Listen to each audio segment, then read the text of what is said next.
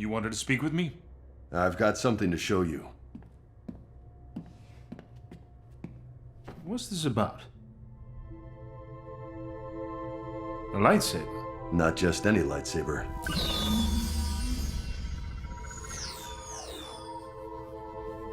It can't be.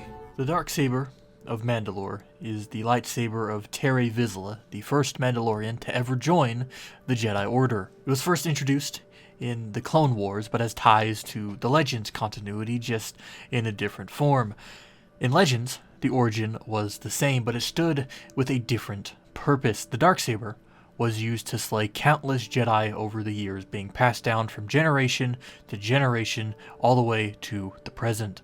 But that's not canon anymore.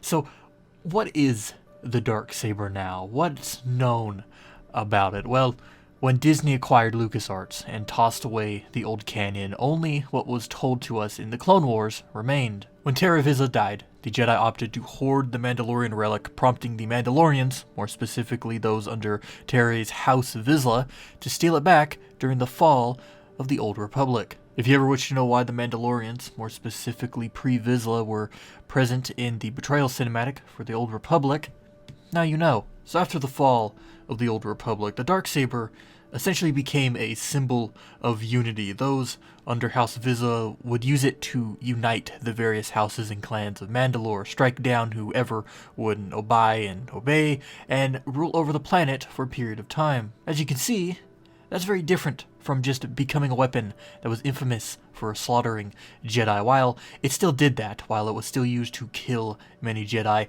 House Vizsla also used it to unite Mandalore and use it to rule for many years. But as with all rules, House Vizsla did not rule forever, but we don't really know the small details of what actually happened on Mandalore between then and the new Mandalorian Civil War we learn about in the Clone Wars. Regardless, even as the society of Mandalore shifted from the more warrior-like system to the modern beliefs of what would be known as New Mandalore, the Darksaber remained infamous in House Vizsla and across the planet.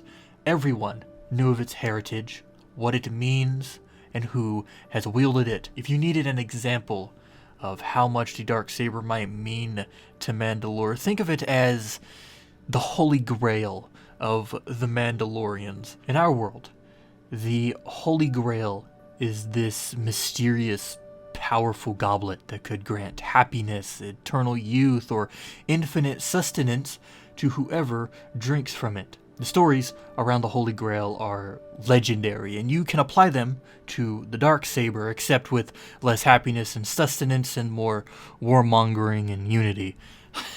You see, the Darksaber is a blade of mystery, of legend. It was once wielded by one of the most influential and powerful Mandalorians to ever walk the galaxy. As the Mandalorian once said, "You need to drop your rifle."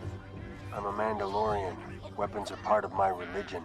And the Darksaber is no different in that regard. And so to see the Darksaber, spoilers for The Mandalorian, I'll give you a sec to avert your ears if you haven't watched it. Okay, so to see the Darksaber in the hands of Moff Gideon, that's like defecating at a temple. It's like capturing a city regarded as sacred in a religion. It's sacrilege. It's no better than when the Jedi hoarded the blade. And so a new question might rise. How did Moff Gideon get his hands on the Darksaber if it means so much to the Mandalorians? Well, in my video on the first season of The Mandalorian, you can go watch that right here, I stated that it is possible that since Moff Gideon took part in the Great Purge of Mandalore, he slew or had his men slay the current wielder of the Darksaber, at least as of rebels.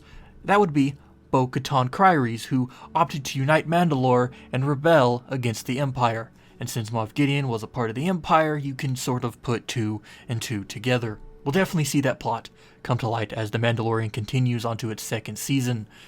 But for now, we're just gonna have to sit here and sort of speculate on what Moff Gideon has done or what he might do with the Darksaber. Who knows? Could be anything. If you have any questions, comments, or concerns regarding this video, Star Wars, or its lore, you can leave them in the comment section down below, and I'll be sure to read each and every one of them. Thanks for watching.